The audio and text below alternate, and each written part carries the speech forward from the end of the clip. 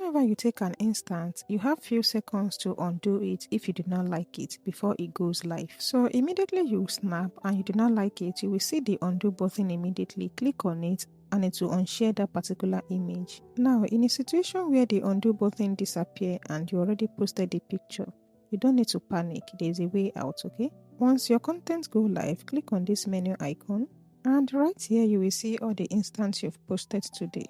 Click on it and brush through them to see the one you wanted to delete, okay? Now, go back, long press on the one you want to delete, and you will see delete instant. Click on it, and that particular instance will be deleted. If you want to save anyone to your gallery, long press and click on save to camera roll, and that instance will be saved or to your phone.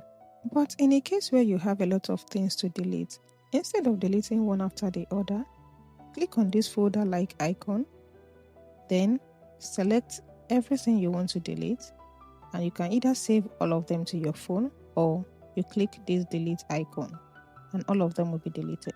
To learn more about this app, check out my Instance and Instagram playlist. Link is in the description. Don't forget to like, subscribe, and turn on all post notifications so you don't miss what is coming next. Bye for now.